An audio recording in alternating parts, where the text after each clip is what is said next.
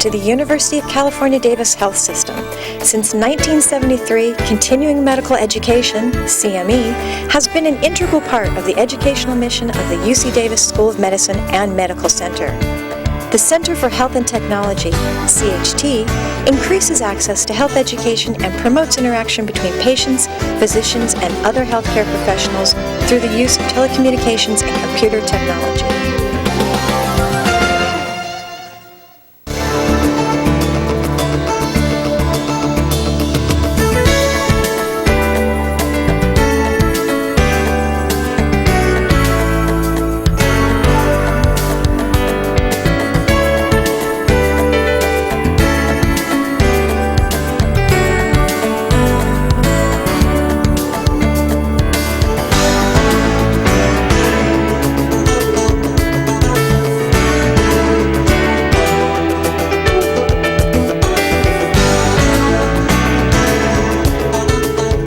Well, good morning. My name is Dr. Peter Yellowlees, and I'm a psychiatrist here at UC Davis in Sacramento.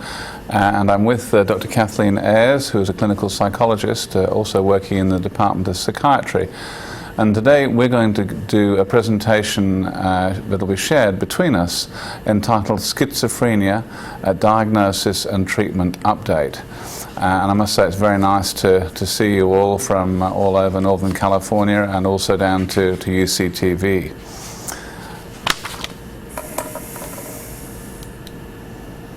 Now, neither of us have any conflicts to disclose, but I would like to acknowledge that some of the slides that are being presented here are ones that I have borrowed from Dr. Cameron Carter and from Dr. Martin Lehman, who are both psychiatrists here at UC Davis. Now, I'm going to start off by giving you a brief story about a patient I saw recently on telemedicine. And I do telemedicine consults all over Northern California on a regular basis into primary care clinics. Now, this was a 15-year-old girl from Northern California, about 200 miles away from Sacramento, who was referred by her primary care practitioner essentially for a psychiatric assessment. Now, her background was that she was a child who had been put into foster care at a very early age. Her mother had abused drugs and had taken quite a lot of amphetamines during her pregnancy, and had then not been looking after her properly. So she'd been taken into protection and managed by the Child Protective Services for most of her life, and had been moved essentially around a number of foster care environments. Now, she'd actually done well on the whole. She was academically doing quite well. She lived in the same sort of region on a long-term basis. But when she was about 10, she started having symptoms of hyperactivity. And at that stage, she was diagnosed with an attention deficit hyperactivity disorder. She was appropriately treated, did well on relatively small amounts of Ritalin, and continued on in her foster care situation. Now, she had a reasonable number of friends, but she was unfortunately involved in a number of other traumatic incidents. She was a victim of some violence from some local people. And she had a number of interpersonal difficulties in her relationships with other kids. Now, she however continued on. She was doing reasonably well at school, and then when she was 15, she started to hallucinate, and she started to hear voices that were talking to her out of the blue, as well as from her television set. And she told her foster mother this, and the foster mother took her to see her general practitioner. The general practitioner, primary care provider, assessed her as having a psychotic illness in the setting of this ADHD, and bearing in mind that she was already on a small dose of Ritalin, and referred her through to me. Now, when I saw her on telemedicine, she was quite distressed. she described obvious auditory hallucinations, and she had a number of secondary delusions that were beliefs that she developed as a consequence of the actual hallucinations she was experiencing. So she was becoming rather paranoid. She believed people were out to get her and harm her, and as a consequence of the hallucinations. Now, the primary care provider had very correctly already stopped her Ritalin and had started her on quetiapine, which is one of the new treatments for schizophrenia that I'll be talking about a bit later on. He had only started her on a very small dose of quetiapine, and so, as I say, when I saw her, she was overtly psychotic. Now, I assessed her as having certainly an early psychosis with a presumptive diagnosis of schizophrenia. I spent a fair bit of time giving her and her foster mother, who was with her, a lot of information about schizophrenia. I downloaded various bits and pieces from the NAMI website, that's the National Alliance for the Mentally Ill, who have really good information, and also from the National Institutes of Mental Health site, again another really good site for patient information. And I made sure that they had appropriate information on what was going on. I increased the dose of quetiapine to therapeutic levels, which for that particular drug are usually between 400 and 600 milligrams per day, and essentially organised to see her again fairly regularly on telemedicine over the next few weeks. Now, I'm pleased to say that, and I think the first time I saw her was about 2 months ago. So since then, she's essentially done really well. Her hallucinations have gone completely, as have her delusions. She's now back at school. She's much happier, much more settled, and she and her foster mother have a good understanding of what's been going on with her. Now, she exemplifies really what's happening with schizophrenia nowadays. We know that schizophrenia is an illness that is, without any doubt, caused by neurodevelopmental disorders and neurodevelopmental problems, commonly associated with problems in pregnancy and in early life, but is also clearly made worse by a number of stressors. In her case, the different foster situations, her early childhood experiences, and of course the violence and things. And so she had a lot of the risk factors that made her more vulnerable for schizophrenia, as well as eventually I found out a family history of schizophrenia. But she did extremely well. She was treated on one of the new medications. She had very few side effects indeed on that particular medication. She was given a lot of education, as was her foster mother, and a lot of information about what was going on. And what I expect to happen with her is that I will keep her on medication for about a year, and that's what we've agreed. And then we will take her off the medication very gradually and essentially see how she goes. And it's really difficult to know whether she'll be able to manage off the medication at the end of that time, but certainly I think it's worthwhile giving patients who present newly with schizophrenia some time off medication to see if in fact they can manage in that situation. So she's a very typical type of patient presenting with an early psychosis, and that's the sort of patient that Dr. Ayres and myself are going to be talking about today when we talk about the various different treatments that are now available, as well as really I guess updates on what's been happening in the area of schizophrenia over the last few years. Now, what we're going to do is give you a description of the syndrome and the epidemiology of the illness. We're going to look at the causes of schizophrenia, particularly the etiology and some of the pathophysiological mechanisms. But we're going to focus most of this talk on the management. And I'm going to talk about the psychopharmacology and the sort of medication side of things. And then Dr. Ayres is going to spend some time looking at the cognitive behavioral approaches.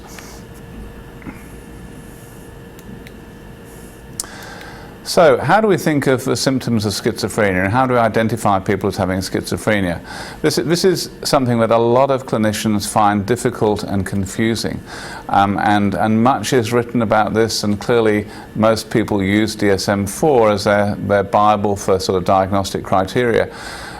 My approach is somewhat simpler than that, and I think of the symptoms of schizophrenia as essentially being involved in 4 different clusters. There are positive symptoms of schizophrenia. In other words, there are extra symptoms. Now, these are the hallucinations and the delusions. Most patients with schizophrenia have auditory hallucinations. About 25% have visual hallucinations. If patients have gustatory or olfactory hallucinations, then I would routinely be doing CT scans and MRIs of their head looking for space-occupying lesions, because both of those types of hallucinations are pretty unusual in schizophrenia. So auditory hallucinations are the norm, and about 25% have visual hallucinations. Now, the second cluster of symptoms are the negative symptoms. In other words, these are the symptoms really related to the lack of interest, the passivity, the lack of motivation, avolition that people have. The sort of symptoms that really just make people sit in a corner all day and not get out there and take part in everyday life. And these are actually the most serious symptoms to have, because these are the symptoms that are most associated with a poor prognosis and most associated with significant long-term disability. And I guess the other thing that they're associated with is actual neuronal cell loss. So these negative symptoms are really serious. They're the ones that really relate to long-term disability, and they're also less likely to respond to medications and to the cognitive behavioral treatments. So you know, I'm always a bit concerned if I see a patient with a lot of negative symptoms. Now, the next cluster of symptoms are affective ones, in other words, mood-related symptoms. And these are really important for 2 reasons. First of all, they often get mixed up and confused with the negative symptoms, and therefore don't get treated. And secondly, they're actually very treatable. And I would strongly encourage anyone who believes that someone with schizophrenia has an active depressive illness to treat that depression, again, using whichever medications and cognitive approaches you think are important. But the depression associated with schizophrenia is often missed, and this is an illness with a 10% suicide rate. So a large number of patients with schizophrenia suicide. You know, clearly there are lots of reasons for that, but it's very important not to miss these affective symptoms, which are a really core component of schizophrenia. And then the final symptom cluster are the cognitive symptoms. And these are the symptoms related to a lack of ability to think, and essentially are what Kraepelin, who described schizophrenia about 100 years ago, described as the sort of dementia component of schizophrenia. He actually called schizophrenia dementia precox, in other words, early dementia.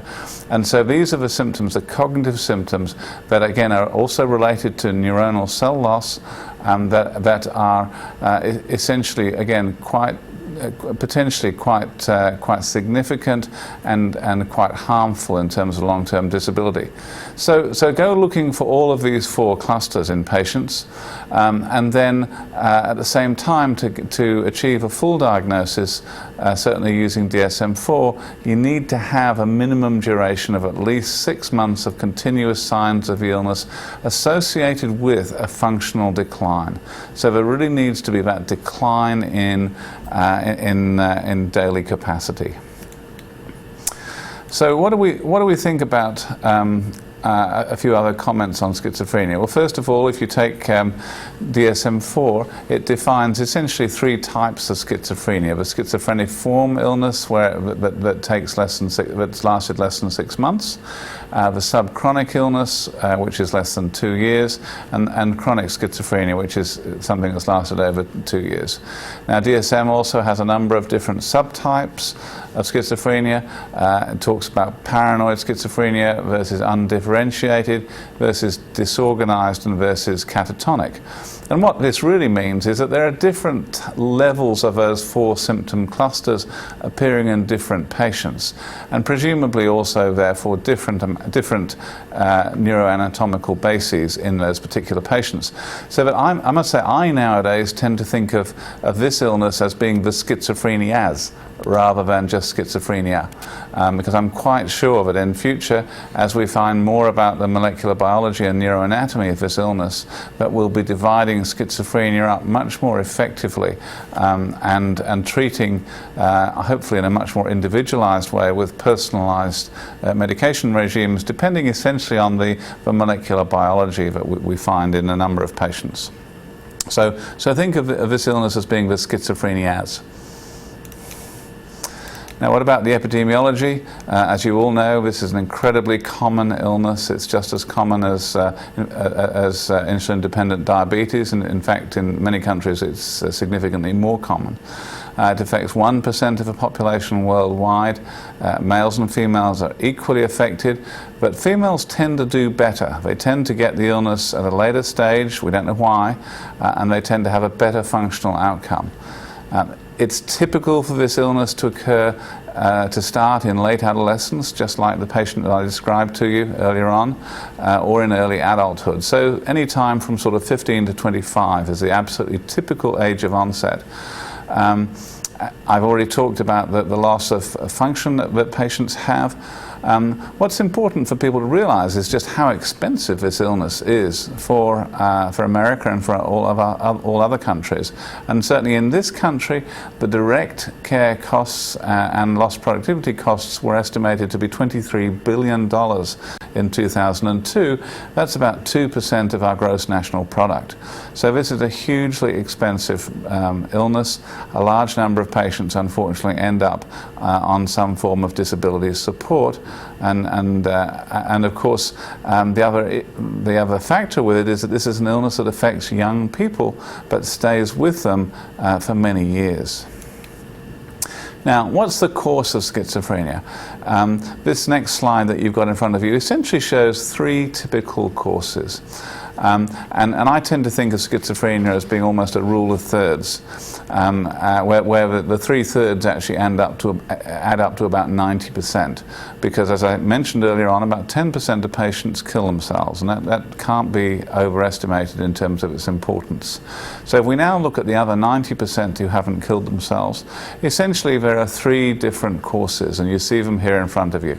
There is one group of patients, about a third, who have relapsing and remitting courses, but whose level of disability really doesn't change much, and that's that top light line. Then the yellow line in the middle is the middle third of people. These are people who also relapse and remit, but whose general functional capacity does reduce over time, although not particularly dramatically. And both of these 2 groups of patients can really live quite reasonable lives in our community. They'll be, reasonably well supported. They can have relationships. They have children. Many of them will be working. So for 2/3 of patients, the prognosis is not too bad. There is, unfortunately, the final third of patients who really don't do well, and you see them in the dotted line on the slide, and they essentially have this relapsing, remitting, and also decompensating process as they gradually live their lives, and they have a fairly poor outcome, end up generally in board and cares, requiring a lot of support, a lot of assistance. Now, everybody's very interested in the genetics of schizophrenia. First of all, schizophrenia is known to be a highly heritable disease. And one of the things that's really important with any patient that comes to see you is the genetic counseling that's required.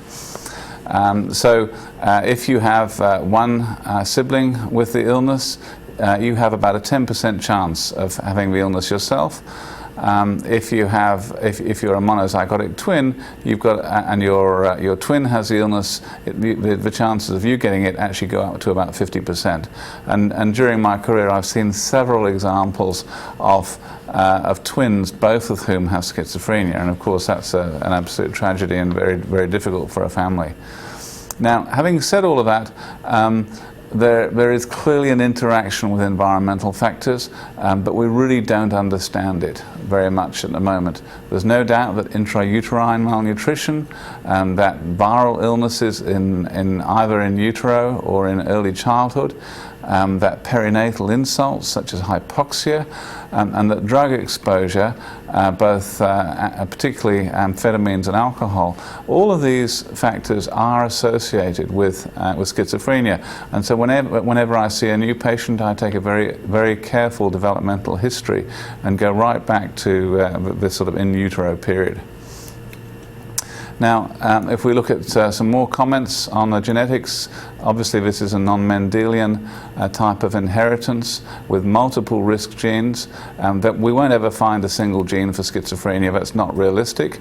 But what we probably will do is find 6, 8 or 10 genes that have some substantial impact on the illness. And probably, and what I hope will happen is that we'll find out that those genes relate to different types of the schizophrenias that I described earlier on, so that in fact maybe paranoid schizophrenia is associated with 4 particular genes, and then undifferentiated schizophrenia may well be differentiated with 5 completely different genes. And so there's a real search going on around the world now for these candidate genes, to try and define which ones they are and to tee them up in parallel with clinical symptoms, really as an attempt to open up our way of understanding the various different molecular pathways that we believe are important in schizophrenia. Now, in terms of the neurodevelopmental side, I've already said that schizophrenia starts in adolescence. We've talked about some of the early risk factors. But let's look at the actual anatomy of the illness and what happens inside the brain. Certainly there are really quite substantial areas of evidence emerging now to suggest that there is both abnormal neuroanatomy and neurophysiology. So in other words, there's not only a lack in many respects of particular neural nerves and particular neural pathways, but also a miswiring or a misuse of different connections. So think of schizophrenia as being both a change in the actual type of wires that we have, and also in the activity of those wires. Now, we obviously know that genes and the environment interact, and what I'm going to do now is look at some of the gross structural changes and then the functional changes.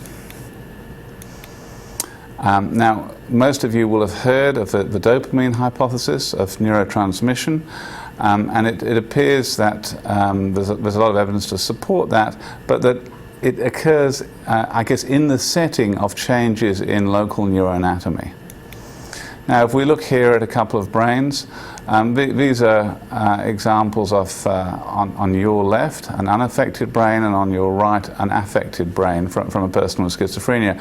And what you see here is the typical finding of people who have quite significant negative symptoms. In other words, they have cell loss. And you can see that the ventricles here, with the arrows marking them on the right, are markedly larger than the ventricles on the left. And you can also see that there's essentially more space around the outside of a brain on the right. So what we've got here is really essentially cell loss, and that's a common finding in patients with schizophrenia. I routinely get a CT of all new patients that I see, if only so that CT can act as a baseline measure of where people were at when they were originally referred, and can be compared with previous CTs down the line. Now, so what we see first of all is reduced grey matter, not white matter. So this is the actual nerve cells themselves, and we see particularly reductions in grey matter in the prefrontal cortex, in the superior temporal gyrus, and in the hippocampus. And there's no doubt that these changes progress over the first few years of the illness, possibly for even longer than that. And that's one of the arguments for really treating people when they present with the illness fairly assertively, and there is some hope that if you can treat people with appropriate medication when they have an early psychosis, that some of these long-term cell loss changes will actually be minimized and reduced over time. Now, that isn't absolutely proven yet, but that's certainly the hope, and it makes sense, because if you think of an illness like asthma, if you can treat asthma assertively and stop people getting a lot of infections, then they're less likely to develop chronic airways obstruction. The same is true in schizophrenia. If you can treat them assertively at the beginning, hopefully they'll have less long-term cell loss. What about the dopamine side of things? Essentially, there are two major findings with the dopamine hypothesis. And the classical dopamine hypothesis says that there's too much dopamine in schizophrenia, hence you give medications that reduce dopamine. But what has been really worked out nowadays is that there's actually increased levels of subcortical dopamine, and that somehow those increased levels of subcortical dopamine are related to actually psychotic symptoms or positive symptoms. But then there are also decreased levels of prefrontal dopamine, in other words, dopamine in a different area of the brain, and that seems to be related to impaired cognition or impaired thinking. And so the latest view of dopamine is that perhaps this decreased prefrontal activity, which is related to cell loss, actually leads to almost a dysregulation and an excess of dopamine presenting in other parts of the brain, which then creates the psychotic symptoms. So that this the end result of this is this combination of negative symptoms from the lack of dopamine in the prefrontal area and positive symptoms from the excess dopamine in the subcortical areas. So that's the latest on the dopamine hypothesis. Now, what about the treatment side? There are really, I guess, three approaches to treatment that are important. The first is everything to do with education, with family involvement, and learning about the illness, and that's absolutely crucial. And I know that Dr. Ayres is going to be giving you some good websites to look at later on. Then there's the medication treatment, and there's no doubt people with schizophrenia need medication. It's just a simple fact of life. There's no question that medication has improved dramatically over the last 30 years, and there's just no argument about the fact that they need that. And then very importantly are the psychosocial treatments that Dr. Ayres will be talking about. The evidence is that they are extremely effective in schizophrenia and that they're very underutilized. And this is an area that we really don't do enough of, and that's one of the reasons why we're emphasizing it during this particular talk. Now, let's look at the antipsychotic medications. There essentially are two different generations of antipsychotic medications. The first one are what I'll call the old generation or first generation of medications, often called the typical antipsychotics. Now, these are the medications like chlorpromazine and haloperidol.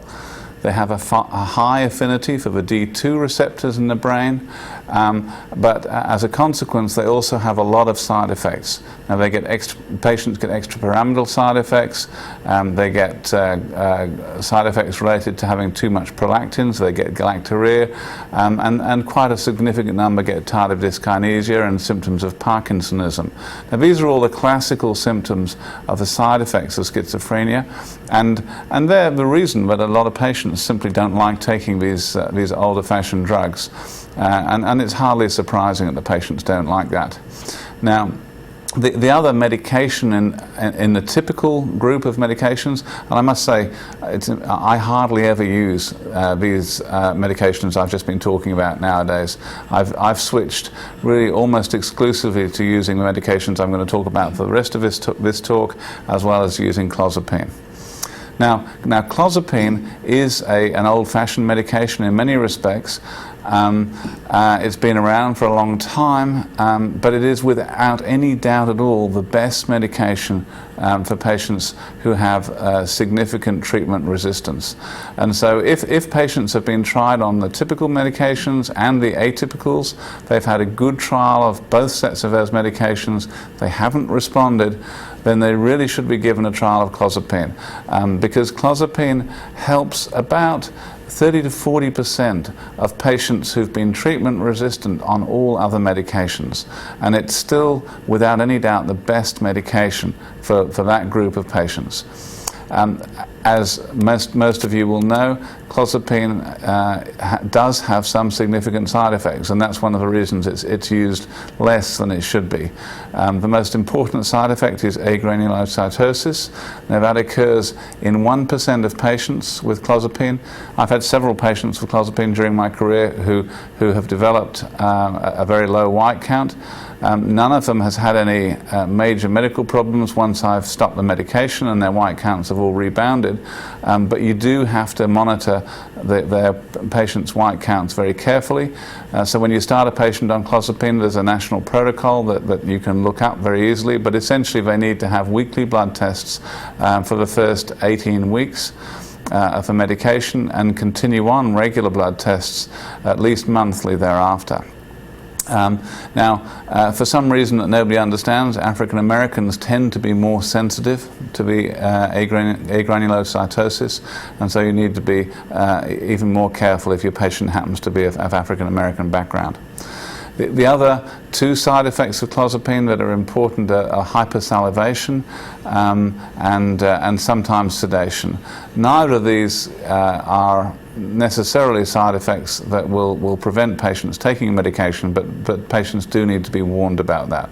So one message from this talk is, remember clozapine. If you have someone who's treatment resistant and they haven't tried clozapine, they really should be given a trial of that medication, but I'd strongly suggest that you do that in association with a psychiatrist who's fairly used to using that particular drug, because it's not a medication that you just use for the fun of it, obviously. Now, the second group of medications for schizophrenia are what are now being called the atypical medications, and they're often known as being dopamine stabilizers, and they in fact block both D2 and D4 receptors. And there are 5 of these medications that are used most commonly: risperidone, olanzapine, quetiapine, aripiprazole, and ziprasidone. I'm deliberately not using their trade names during this presentation. But these are the 5 drugs that are used most commonly. Of those 5, probably ziprasidone is used less than the other 4. But you'll see the patients appearing regularly on these types of medications, and certainly one of those top 4 would be my normal first choice for most patients with schizophrenia. Now, the reason that they're good is that they have a lot less side effects. They have less extrapyramidal symptoms, there's less sort of slowing down or blunting of a patient, less sedation, and certainly less cholinergic side effects. And so that the patients themselves report that they're much easier to take on the whole. Having said all of that, they do have 2 significant side effects, particularly olanzapine, that can cause problems, and that's weight gain and impaired glucose tolerance. And there's no doubt that some patients do develop diabetes as a consequence of going on these medications, and any sort of tendency to obesity that they had beforehand can be markedly worsened. So you have to be very careful about the weight gain side of things, as well as the potential for creating diabetes. Now, if you take patients off the drugs when they've already developed diabetes, for instance, you take them off the drugs, they tend to lose the weight and their diabetes tends to go away. So it's not necessarily a long-term problem, but it's something that people really need to be aware of. And they're the 2 big side effects that are a potential problem. Another big advantage of most of these drugs is that you can give them once a day. Now, they typically are given, in fact, twice a day by many people. I think that's mainly for historical reasons, and certainly clinically, the majority of these drugs can be given once a day, and that obviously greatly improves compliance for the patients. Now, just a few other comments about the antipsychotic medications. If I can bring this slide up. For some reason that's not working at the moment. So could you just advance the slide separately, Gary? That would be great. Now, I think for some reason the slide system, here we are, is now coming up. Okay, so as I said, with the atypicals, for a few patients, these issues of weight gain and diabetes can be significant. The individual responses are very variable. Most patients have minimal side effects. And very importantly, one of the nice things about the new drugs is that they can be easily combined with antidepressants or mood stabilizers. And I frequently do that with these drugs. Because they don't have a lot of similar side effects to the antidepressants and the mood stabilizers, they work very well in combination. Gary, I'm going to need you to advance the slides. For some reason, the slide advancing process isn't working. Okay, now some other comments. Do you want me to take that? Just use a different system. Just a few other comments about the antipsychotic medications. First of all, the residual cognitive deficits that patients have don't respond well. And as I mentioned earlier on, these cognitive deficits do strongly predict functional disability levels in the long run. And medication non-adherence is, of course, still a problem. It's less with the newer drugs than it is with the older drugs. But there are several medications, particularly risperidone, now available as injections.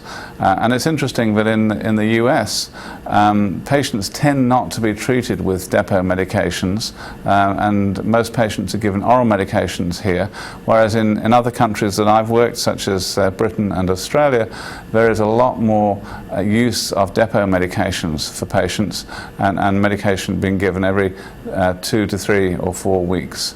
But that's really a cultural issue. So we're going to move on now, and I'm going to hand over to Dr. Ayres, who's going to talk about the role of cognitive behavioral therapy in schizophrenia.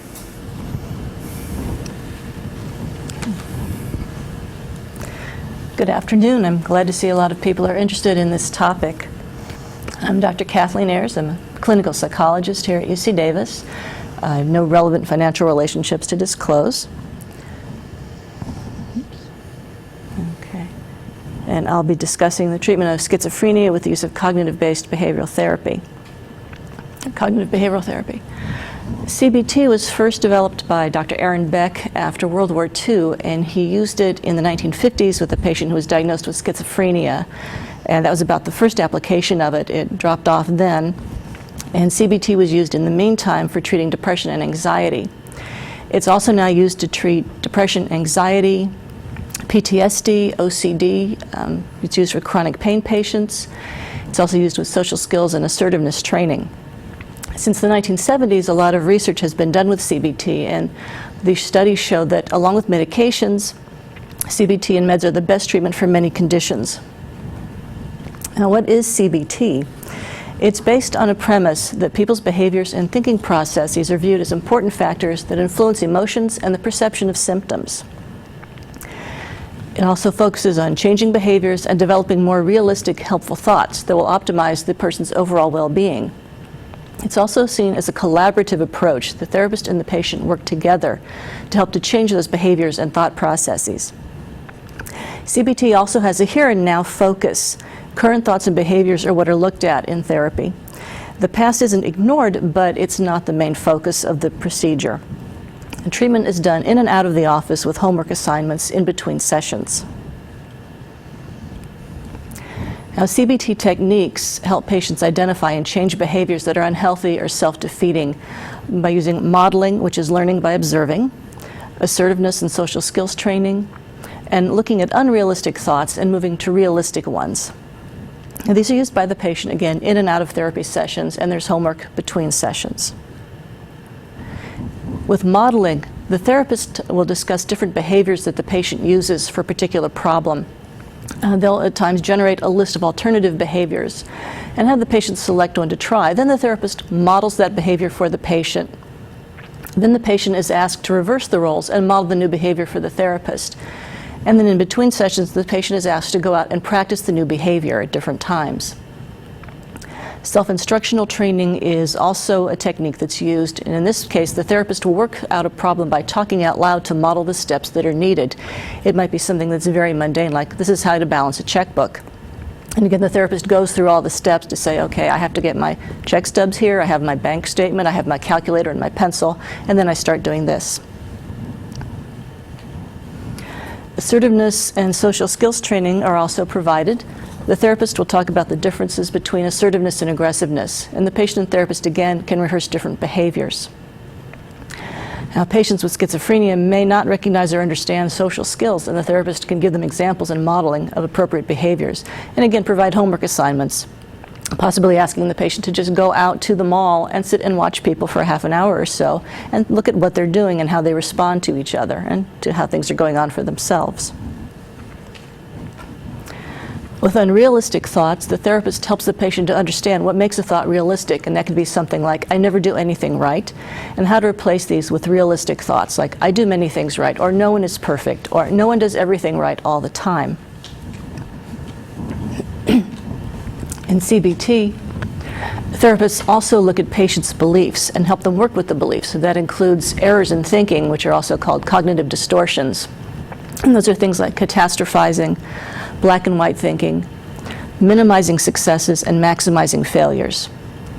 Also looking at automatic thoughts that a patient has, like I said just before about I can't do anything right, and using those automatic thoughts and errors in thinking to look at what we call intermediate and core beliefs. An intermediate belief might go from an automatic thought of I can't do anything right to I can't succeed at anything, then to a core belief of I'm worthless and a failure at everything.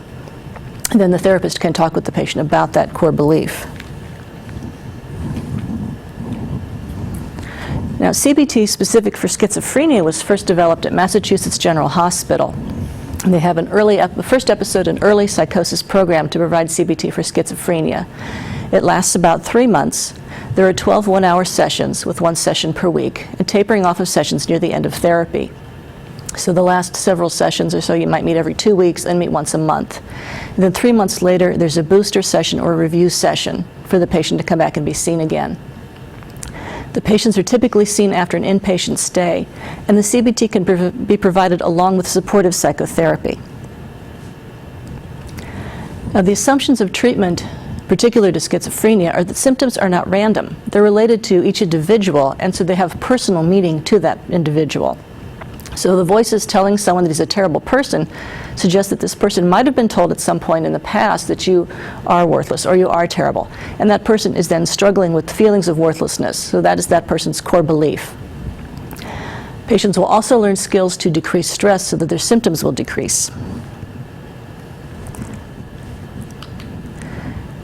Now it's up to the patient and therapist to decide what causes the most distress and impairment. These could be paranoid beliefs, delusions, a lack of motivation, social isolation, difficulty with adhering to medication, substance abuse, the recovery process itself, and stigmatization of the illness. So the therapist and the patient want to look at what will enhance the person's coping skills to help deal effectively with problems and challenges in life. Now, CBT will not eliminate someone's delusions and hallucinations, but medications combined with CBT will help the patient deal with the symptoms more effectively.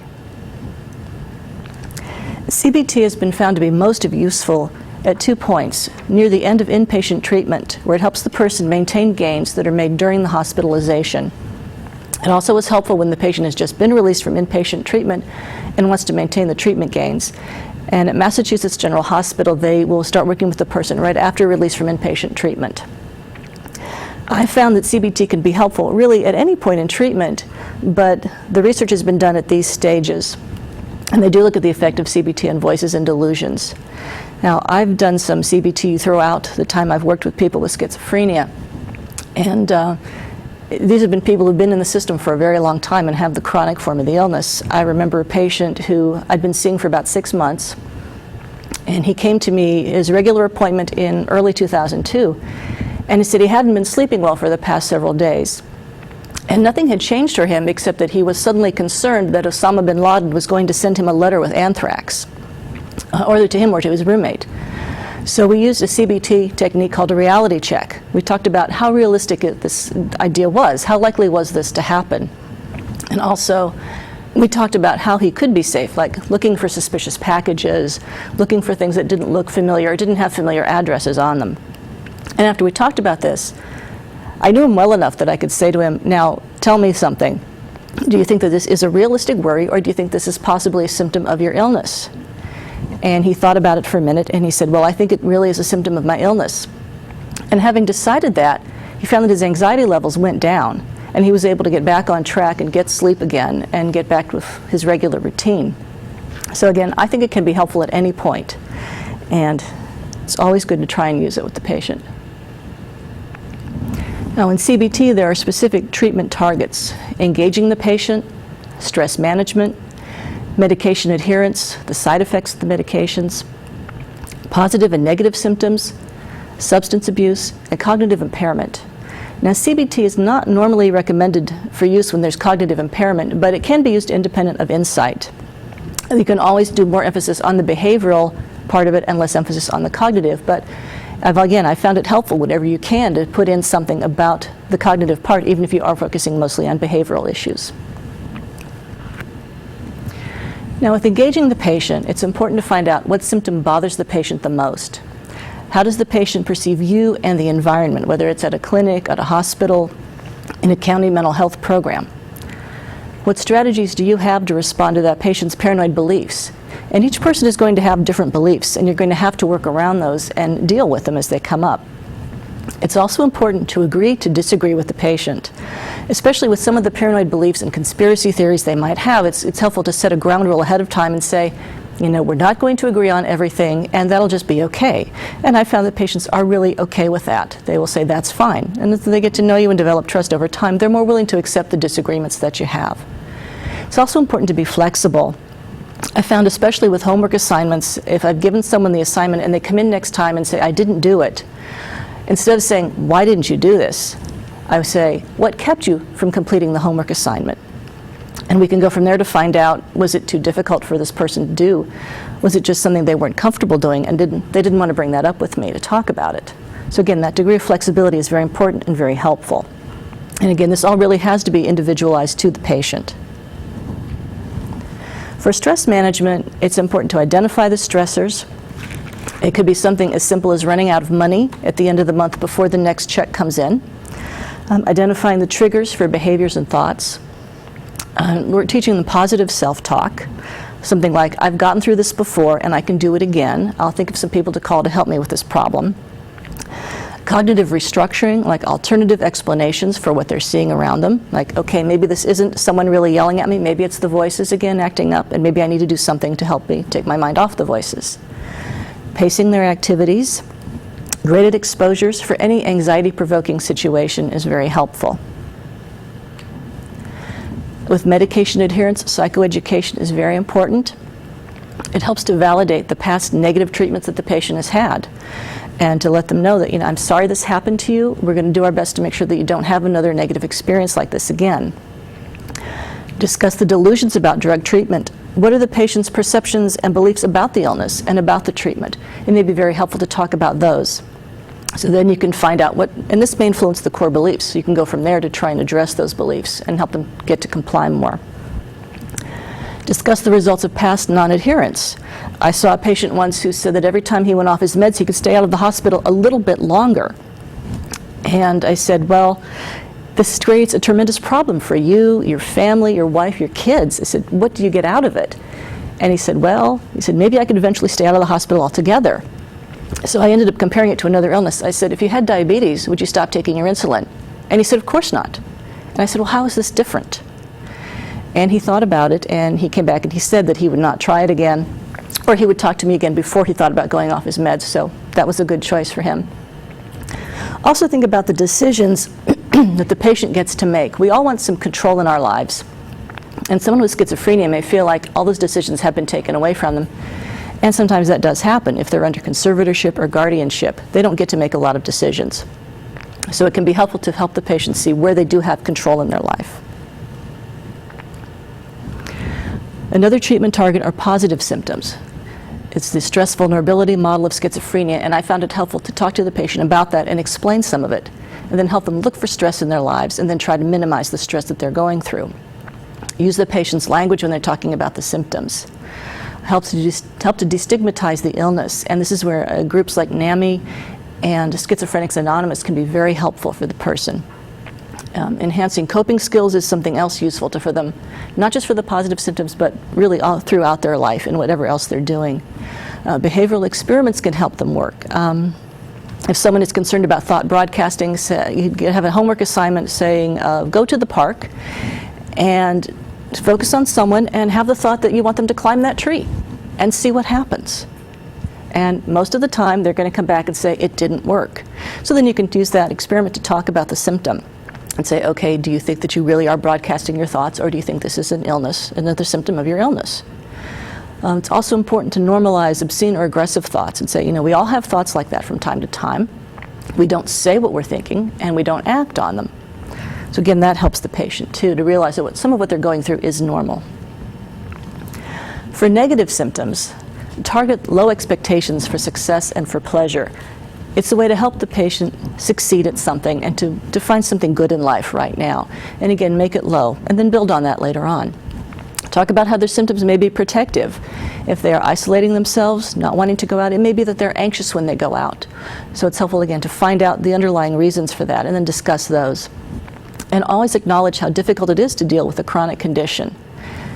Again, just that simple acknowledgement may also be very helpful for the patient. Substance abuse can be a big problem with this population. Education is helpful. Have them monitor the effects of substance abuse on their symptoms and how good they're functioning.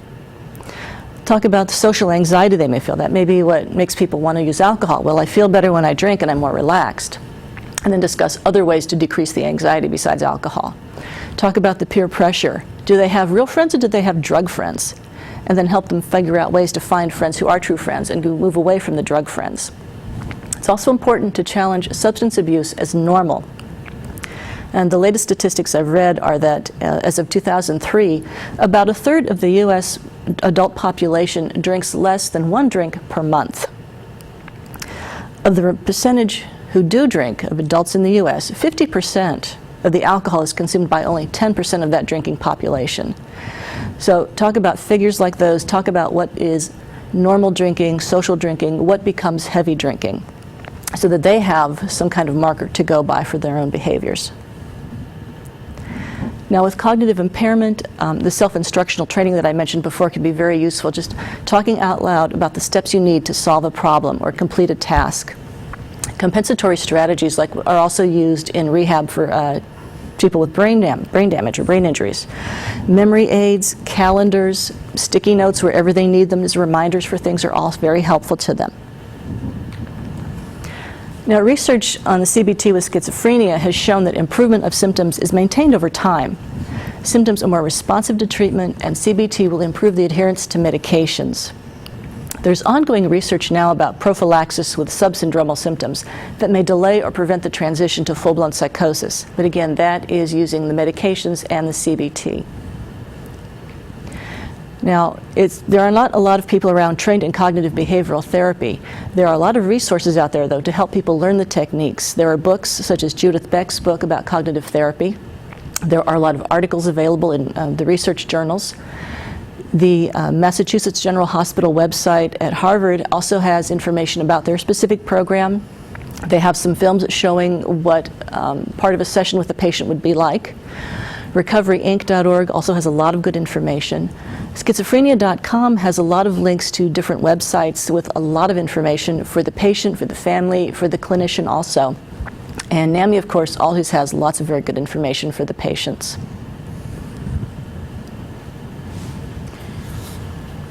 So now we're just going to finish up, and I'm just going to summarize really the future directions that I think we see schizophrenia treatment moving in, and where the sort of interest and focus is going to be on the treatment of schizophrenia over the next 5 to 10 years. I mean, first of all, I think there's going to be an increasingly strong focus on early intervention and prevention. So Dr. Ayres was talking about CBT as being useful, for instance, for subsyndromal illnesses. There are now a number of early psychosis clinics set up around the world. And for instance, at UC Davis, Dr. Cameron Carter runs an early psychosis clinic here that you can access through the Department of Psychiatry Wong outpatient clinic. And I know that when I was talking to him about this particular talk, he was keen for me to mention this to you and encourage referrals if there are patients that you believe could be helped. And so these specialist clinics that essentially try and get people into treatment quickly to prevent the situation that I was talking about earlier on, the cell loss occurring, and to get early treatment and early follow-up, lots of CBT involvement, lots of family therapy and education programs. So I think those early clinics and prodromal studies are going to become increasingly important. We're looking also clearly for treatments for the cognitive deficits in schizophrenia. As you've picked up from this presentation, we have reasonably good treatments for the positive symptoms. That's essentially what the atypicals do. But these particular drugs really don't help a great deal in terms of the cognitive deficits. And so there's a lot of work being looked at for treatments in that area. Of course, the molecular biology side of things is crucially important, and there are all sorts of studies now looking for different neural phenotypes to try and look for both dopamine-based and non-dopamine-based therapies that can be targeted depending on people's molecular biology. And I think there's no question that we're going to gradually move over the next 10 or 20 years into a much more, I guess, a relatively new area of personalized medicine, whereby we can start getting sort of much more accurate biochemical overviews of people's molecular structure. And I think the final area of importance in schizophrenia is a renewed emphasis on rehabilitation.